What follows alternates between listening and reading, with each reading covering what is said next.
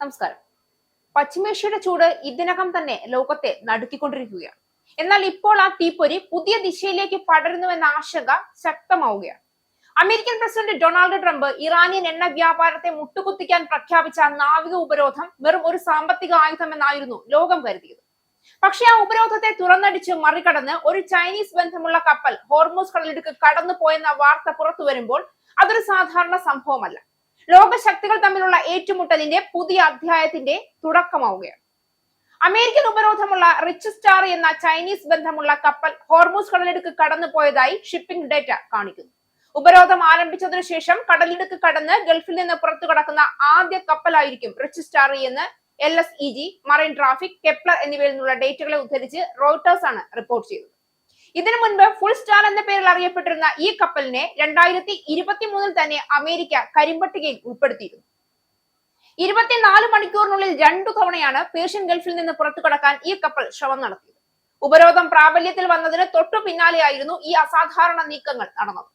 ഇറാനിലെ ഖേഷം ദ്വീപിന് സമീപമെത്തിയ റിച്ച് സ്റ്റാറിൽ ആദ്യം പിന്തിരിഞ്ഞുവെങ്കിലും ഏതാനും മണിക്കൂറുകൾക്ക് ശേഷം വീണ്ടും യാത്ര തുടരുകയായിരുന്നു.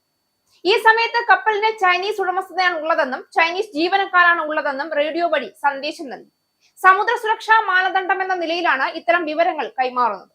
റിച്ച് സ്റ്റാറിയെ കൂടാതെ എൽപിസ് എന്ന മറ്റൊരു കപ്പലും ഇതേ സമയം ഹോർമൂസ് കടലിടുക്കിലൂടെ നീങ്ങുന്നതായി റിപ്പോർട്ട് ചെയ്യപ്പെട്ടിട്ടുണ്ട്. ചാഡ് കെമിക്കൽ SA-യുടെ ഉടമസ്ഥതയിലുള്ള ഈ കപ്പൽ നേരത്തെ ഒരു ഇറാനിയൻ തുറമുഖത്ത് അടുത്തിരുന്നതായി കപ്പലുകളെ നിരീക്ഷിക്കുന്ന പ്ലാറ്റ്ഫോമുകൾ ചൂണ്ടിക്കാണിക്കുന്നു. അമേരിക്കയുടെ കടുത്ത നീക്കം ഊർജ്ജ ഇറക്കുമതിയെ അമിതമായി ആശ്രയിക്കുന്ന ഏഷ്യൻ രാജ്യങ്ങൾക്കിടയിൽ വൻ അസ്വസ്ഥത സൃഷ്ടിച്ചിട്ടുണ്ട്. ഈ സാഹചര്യത്തിൽ അമേരിക്കയും ഇറാനും തമ്മിൽ നയതന്ത്ര ചർച്ചകൾ ആരംഭിക്കാൻ ലോകരാജ്യങ്ങൾ മുൻകൈ എടുക്കണമെന്നാണ് ചൈനീസ് വിദേശകാര്യ മന്ത്രി ആവശ്യപ്പെട്ടത്. ഹോർമൂസ് കടലിടുക്ക് ലോകത്തിന്റെ എണ്ണ ഗതാഗതത്തിന്റെ ഹൃദയം. ഈ വഴിയിലൂടെ കടന്നു പോകുന്ന ഓരോ കപ്പലും ഇന്ന് രാഷ്ട്രീയ സന്ദേശങ്ങളുമായി സഞ്ചരിക്കുന്നത് പോലെയാണ്. അമേരിക്കയുടെ കർശന മുന്നറിയിപ്പുകളെ അവഗണിച്ച് ചൈനീസ് ബന്ധമുള്ള റിച്ച് സ്റ്റാർ കപ്പൽ മുന്നേറുമ്പോൾ അതൊരു വ്യാപാര നീക്കമല്ല, മറിച്ചൊരു വെല്ലുവിളിയാണ്. നിങ്ങളുടെ ഉപരോധങ്ങൾ ഞങ്ങളെ ബാധിക്കില്ല എന്ന തുറന്ന പ്രഖ്യാപനമായി ഇതിനെ കാണേണ്ടി വരും.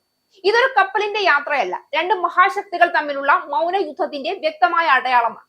ഒരു വശത്ത് അമേരിക്ക ലോകത്തെ നിയന്ത്രിക്കാൻ ശ്രമിക്കുന്ന ശക്തി, മറുവശത്ത് ചൈന തന്റെ സാമ്പത്തിക ശക്തിയും തന്ത്രപരമായ നീക്കങ്ങളും ഉപയോഗിച്ച് ആ ആധിപത്യത്തെ ചോദ്യം ചെയ്യുന്ന രാജ്യം.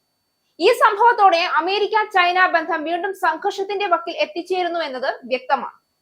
പ്രധാന ചോദ്യം ഇതാണ്: ഇത് വെറും സാമ്പത്തിക സംഘർഷമാണോ, അല്ലെങ്കിൽ യുദ്ധത്തിന്റെ മറ്റൊരു വാതിൽ തുറക്കുന്ന ശബ്ദമോ? ഇറാനെ ചുറ്റിപ്പറ്റിയുള്ള സംഘർഷം ഇതിനകം തന്നെ അതീവ അപകടകരമായ നിലയിലാണ്. ഇപ്പോൾ ചൈന നേരിട്ട് ഈ കളത്തിലേക്ക് കടക്കുമ്പോൾ സമവാക്യം പൂർണ്ണമായും മാറുന്നു. ഒരു ചെറിയ തെറ്റായ നീക്കം പോലും വലിയ സൈനിക ഏറ്റുമുട്ടലിലേക്ക് നയിക്കാനുള്ള സാധ്യതയുണ്ട്. അമേരിക്കയുടെ ഉപരോധം ലോകത്തെ നിയന്ത്രിക്കാൻ ശ്രമിക്കുന്ന ഒരു ശക്തിയുടെ നീക്കമാണെങ്കിൽ ചൈനയുടെ ഈ വെല്ലുവിളി അതിനെ നേരിടുന്ന പുതിയ ശക്തിയുടെ പ്രഖ്യാപനമാണ്. ഇതോടെ ആഗോള രാഷ്ട്രീയത്തിന്റെ ദിശ തന്നെ മാറുമോ? പശ്ചിമേഷ്യയിലെ യുദ്ധം ഇപ്പോൾ ഏഷ്യയിലേക്കും വ്യാപിക്കുമോ? ലോകം ഇനി നോക്കിക്കൊണ്ടിരിക്കുകയാണ് ഒരു കപ്പലിന്റെ യാത്ര എത്ര വലിയ കൊടുങ്കാറ്റിന് തുടക്കമാകുമെന്ന്. ഇത് വെറുമൊരു വാർത്തയല്ല, ഇത് ലോകക്രമം മാറുന്ന ശബ്ദമാണ്.